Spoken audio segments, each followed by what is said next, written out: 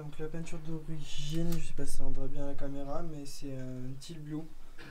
Donc le code de peinture qui est donc le niveau Black Cinétique qui est le L 1968. Papa du coup qui a masqué. Aïe, putain, je viens de me prendre le.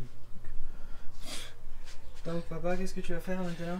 Ben là j'ai masqué une partie de la voiture pour faire. On a fait faire une bombe par un peintre pour essayer de vérifier si on est dans la bonne couleur, puisqu'on a le code d'origine, mais on n'arrive pas avec le WA3702, ça donne rien sur les sites américains, c'est ce qu'on a trouvé, mais on n'arrive pas à faire la peinture. Donc avec Spectro, ils ont pris la portière et ils m'ont fait une bombe entre guillemets échantillon pour voir si c'est la bonne peinture avant de tout sabler. Voilà, donc là je masque, on va faire juste un carré propre et verni et on verra si on se rapproche de la peinture originale. Voilà, donc là je finis de masquer et puis je vais attaquer derrière. Attends. Voilà, donc on va attaquer l'essai de l'échantillon avec une bombe peinture en type professionnel qui fait le même phénomène qu'un pistolet. Par contre, il faut très bien agiter avant, arriver sur du monocomposant pour être sûr de ne pas avoir de problème. Et petit pistolet qui permet de s'adapter à la bombe et peindre comme avec un pistolet. On va clipper. Voilà. On va clipper. C'est bon. Le jet est là. On va essayer sur la bombe, sur le papier avant.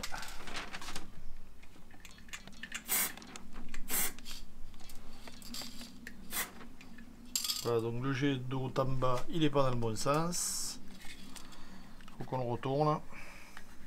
Donc au bout, vous avez un petit index qui permet de tourner le jet. Alors ça tourne à la main et ça tourne mieux avec une pince. Une pince plate. Donc pour ça, toujours faire un essai avant. Là, il devrait aller de droite à gauche. Voilà. Là, on est bon. Donc on y va doucement.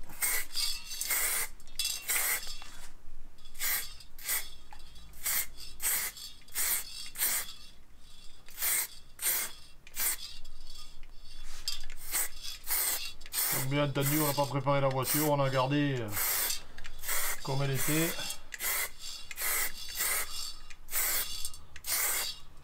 Vu que c'est juste pour faire un essai, on va ressabler derrière. Le plus délicat, c'est quand il y a des arêtes. Et surtout que là, c'est juste pour faire l'essai, donc on n'a pas vraiment de place. On est rendu pas mal, on va laisser sécher un peu.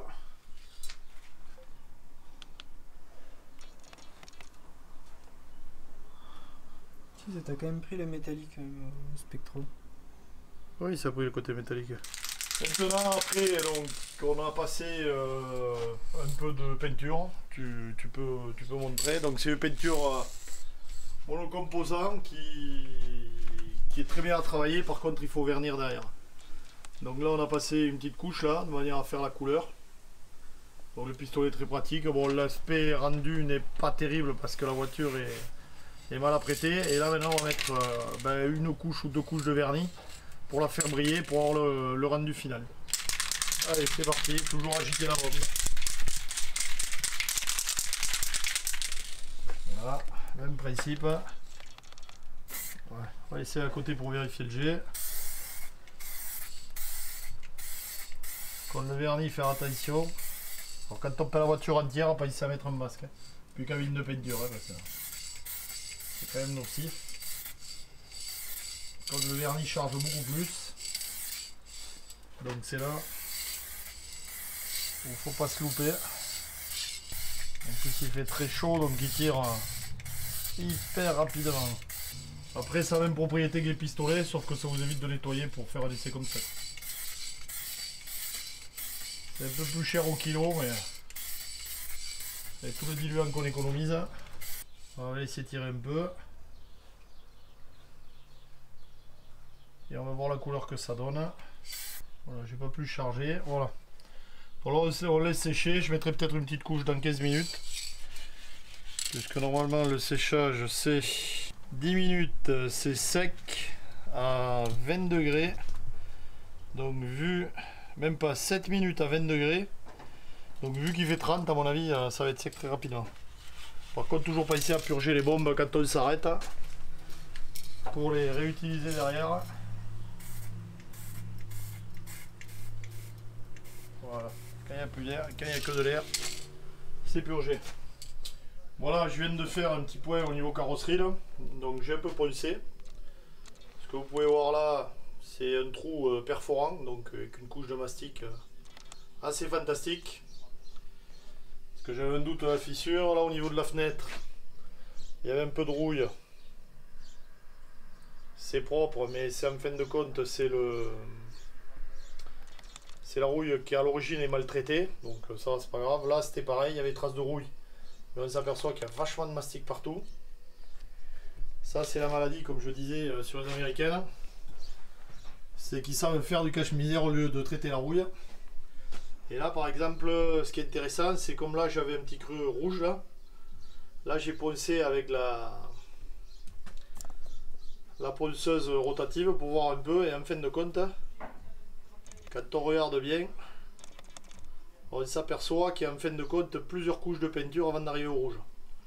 Donc sablage en toute évidence c'est obligatoire. Et tout simplement, vous voyez, là je ne sais pas si on va le voir ici, parce qu'il faut tout contrôler, donc d'où l'intérêt de tout sabler, c'est au niveau du montant du pavillon.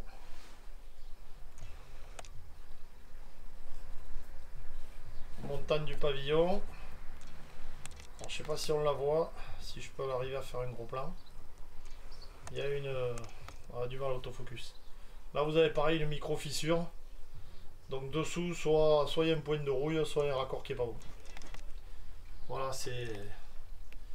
Donc j'ai tout vérifié. Donc là, ben, effectivement, il faut polisser. Il faut sabler jusqu'à la tôle pour être sûr de ne pas avoir de surprise.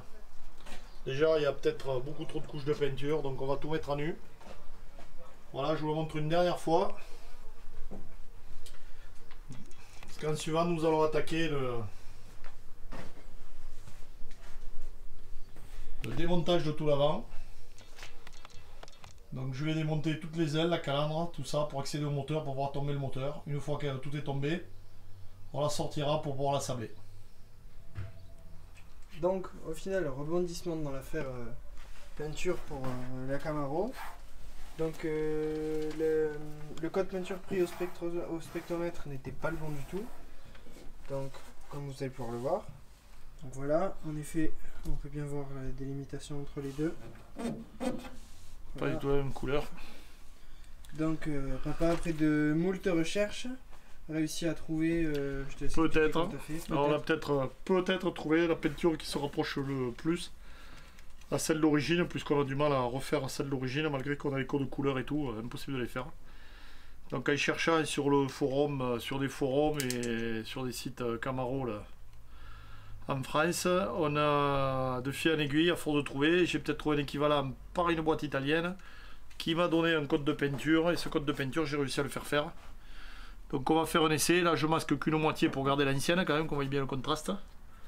Et surtout qu'on garde la bonne carrosserie avant de sabler, parce qu'on va pas tarder à sabler, et il faudrait qu'on règle ce problème de peinture avant, puisque tant qu'on n'a pas réglé le problème de peinture, je peux pas attaquer surtout le sablage des parties bleues, quoi. Voilà, donc on va mettre du scotch, on remasque et c'est parti. Allez, on se retrouve quand c'est fait.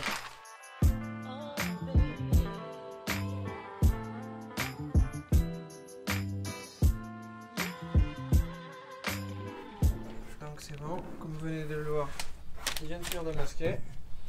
Je précise, on l'a masqué vite fait.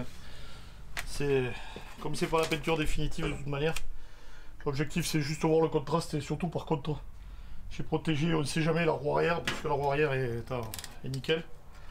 Comment on la conserve pour ne pas l'abîmer. Donc là nous aurons peinture en bombe qualité professionnelle, hein, c'est exactement la même que je vous mettais un pistolet avec un vernis pareil. Donc voilà, ça par contre il faut agiter, marquer entre 2 et 3 minutes. Bon là on vient de l'agiter pendant 2-3 minutes. Donc comme toutes les bombes, toujours essayer à côté avant, hein.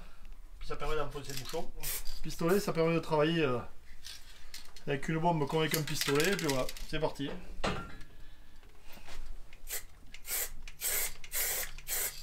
Voilà. Ça a l'air quand même ça a l'air quand même nettement mieux. Donc l'avantage de la bombe, séchage 10 minutes. 10 minutes à 23 degrés, donc pour mettre les couches très rapidement. On laisse sécher 10 minutes, un quart d'heure et on remet une couche. Donc par ailleurs, eh bien, deux autres essais ont été réalisés sur d'autres parties de la voiture. Surface claire. Le but c'était réalisé sur une surface claire parce que comme j'ai repéré la moitié sur le bleu là-bas, surface étant foncée dessous, elle fonce la peinture. Puisqu'on peint toujours sur un après imprimeur clair. Donc j'ai essayé là, et puis je vais remettre un coup au 3. Voilà, donc j'ai fait les deux autres côtés pour être sur une surface claire. Parce que la surface foncée de base fonce un peu, je pense, la couleur de la peinture. C'est en principe, on peint toujours sur une surface assez claire au départ, puisque tous les après sont de couleur claire. Donc en cas par sécurité, j'ai rajouté un peu là-bas. On va mettre une deuxième couche manière. Essayer de couvrir au mieux. Et avec en peinture normale, il n'y aurait pas besoin de passer autant de fois. Et ouais, là, je suis sûr de mon essai.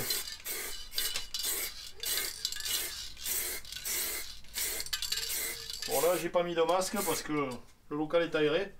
Puis, je veux dire, on peint pas rien. Hein. Et en tous les cas, il faut prévoir un masque à peinture pour solvant. Voilà. Allez, c'est tiré. Je vais faire pareil des deux autres côtés.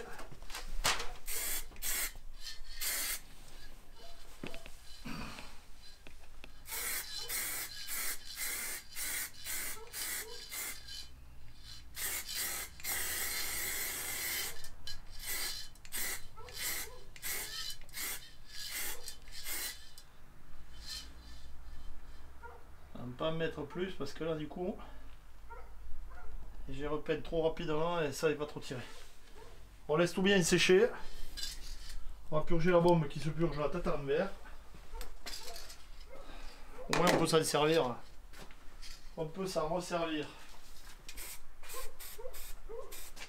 Voilà. Donc les deux couches de peinture ont été mises. Donc il va maintenant mettre la couche de vernis. Donc comme on peut le voir, ça s'approche quand même vachement, je trouve, de la peinture d'origine. À savoir que dans la peinture, c'est vraiment celle d'origine. C'est pas ce qui a été refait derrière. Donc la peinture date quand même de 68. Donc c'est pour ça qu'elle a moins ce brillant qu'à la nouvelle. Et si vous voyez les sortes d'impuretés, des irrégularités, c'est parce que vraiment l'après est... On l'a pas préparé. Voilà, c'est l'après fait au stage directement et ils ont vraiment fait du travail grossier. Voilà. Donc, je vais appliquer maintenant. Pareil. Agiter les bombes avant de vous les servir.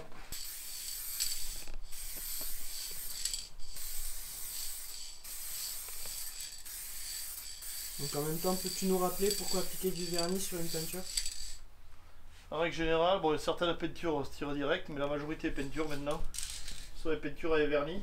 Bon, l'intérêt du vernis, c'est que plus vous en mettez des couches, si on vous raye la voiture, on raye le vernis avant d'attaquer la peinture. Donc l'avantage du vernis, c'est qu'avec une lustreuse, on peut rattraper les rayures. Peinture, si on enlève la peinture et qu'on voit l'après dessous, on est cuit.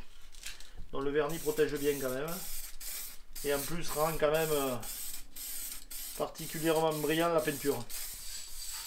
Là pareil, je ferai deux couches pour vraiment avoir le rendu final. Bon, on les sablera plus tard, mais c'est pas grave. Donc pareil, à peu près 15 minutes suivant la température extérieure entre deux couches. Ensuite, ça la rend beaucoup plus brillante et ça la fait ressortir mieux. Donc on se retrouvera pour le nouveau rendu final sur la peinture qui, nous pensons, sera sûrement la peinture avec la teinte définitive. Donc on vient de faire l'essai, donc j'ai remis deux couches de peinture et deux couches de vernis. Bon là c'est sec, on va enlever pour voir par rapport au rendu. Je pense qu'on est pas mal. On ne saura pas exactement la couleur parce que pour la retrouver, à part le truc d'origine qu'on ne peut plus faire et qui a été fané, et puis on s'aperçoit que quand on tourne autour de la voiture, il y a quand même 3-4 couches de peinture différentes. Et il n'y en a pas une qui a les mêmes couleurs. on va déjà le lever, mais là je pense qu'on a quand même une teinte qui se rapproche et qui est sympa. C'est une teinte General Motors de toute manière. Alors, on va lever tout le papier qu'on a mis en vrac. Donc instant de vérité. C'est un peu mieux que l'autre. Par contre on tire un peu plus sur du bleu et moins sur du gris. Voilà, j'avais gardé l'autre pour qu'on voie le contraste.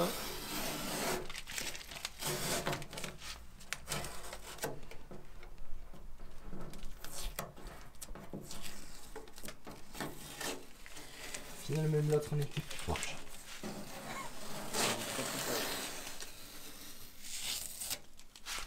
L'autre on n'est pas plus proche. L'autre on est à peu près pareil, mais c'est plus foncé quoi. Elle, c'est trop bleu quoi.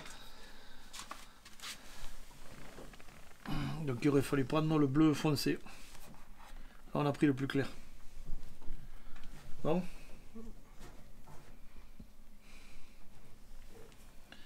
Là on était trop foncé et là on est trop bleu. Ce que je vais faire, je vais... Comment il s'appelle? Je vais garder l'intérieur de porte de couleur d'origine. Je vais masquer un carré. De manière à ce qu'on puisse continuer les essais si jamais arrive au bout, ça ne nous convient pas la couleur. Au moins on aura une référence à l'intérieur de la porte qu'on ne verra pas sous la garniture de porte. Je vais garder un carré bien propre avec la couleur d'origine. Voilà. Après celle-là, ce qu'il y a, c'est qu'elle a un rendu quand même qui est pas mal. Ça ressemble un peu aux couleurs de certaines Camaro. On va essayer de l'autre côté pour avoir une autre lumière. Bon là ça a été peint sur la cochonnerie. Voilà, on voit vraiment que le bleu est sympa, mais on n'est pas dans la teinte du bas de caisse. Mais on s'aperçoit que le bas de caisse n'est pas la même teinte que de l'autre côté non plus. Donc c'est ça qui est un peu difficile. On va essayer la portière. Vu que cette voiture a été repeinte quand même avec la couche que tu pourras montrer dessus, Paul. Elle a été repeinte minimum 3 fois en intégrale. Donc, ce qui fait qu'au fil du temps, tout le monde a cherché la bonne peinture.